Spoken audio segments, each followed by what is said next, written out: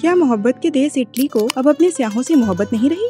صدیوں سے اٹلی کے مداح اس ملک کا رخ کر رہے ہیں، مگر اب اوور ٹورزم یعنی حد سے زیادہ سیاحت کی وجہ سے اٹلی کے باسیوں کو بہت سے مسائل کا بھی سامنا ہے۔ ایک مثال اٹلی کے خوبصورت گاؤں وناتسا کی ہے، جہاں کے میئر فرانچسکو ویلا اپنے 750 رہائشیوں کی آبادی والے علاقے میں روزانہ کے 2500 سیاحوں کے ذریعے مالی فوائد حاصل کرنے پر تو خوش ہیں، مگر ساتھ ہی یہ بھی تسلیم کرتے ہیں کہ دوپہر 2 بجے سے 5 بجے کے درمیان بہت کم رہائشی اپنے گھروں سے نکل کر شہر میں گھوم پاتے ہیں، جو 2500 سیاحوں سے بھرا ہوتا ہے۔ اوور ٹورزم کے اس مسئلے کو روکنے کے لیے اٹلی نے اقدامات کی ایک لمبی فہرست متعارف کرائی ہے، جن میں سے بعض اقدامات بہت ہی دلچسپ ہیں۔ یہ پہلا موقع نہیں ہے جب اٹلی نے اس طرح کے اقدامات اور پابندیاں عائد کی ہیں۔ کچھ اقدامات نئے ہیں اور کچھ پرانے۔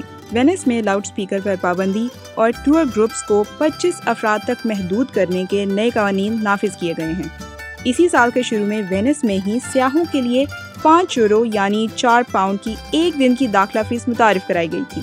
اسی طرح پورٹوفینو میں سیاحوں کو مشہور خوبصورت مقامات پر دیر تک رکے رہنے سے روکنے کے لیے نو ویٹنگ زون متعارف کرائے گئے۔ 2019 میں سیاحوں پر روم کے مشہور اسپینش اسٹیپس پر بیٹھنے پر پابندی عائد کر دی گئی، اور جو بیٹھے گا اسے جرمانہ ہو سکتا ہے۔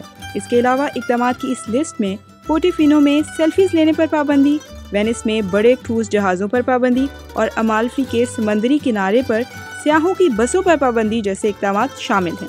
اٹلی کے بہت سے رہائشی سیاحت کے مالی فوائد کو تسلیم کرتے ہیں، لیکن مسائل کو بھی نظر انداز نہیں کر سکتے۔ شاید اسی لیے وینس کے ایک رہائشی مارکو گیسپرینیٹی کا کہنا ہے کہ ہم سیاحت کے ذریعے اپنی روزی کما سکتے ہیں اور کمانی بھی چاہیے، لیکن ہم اس کی وجہ سے مرنا نہیں چاہتے۔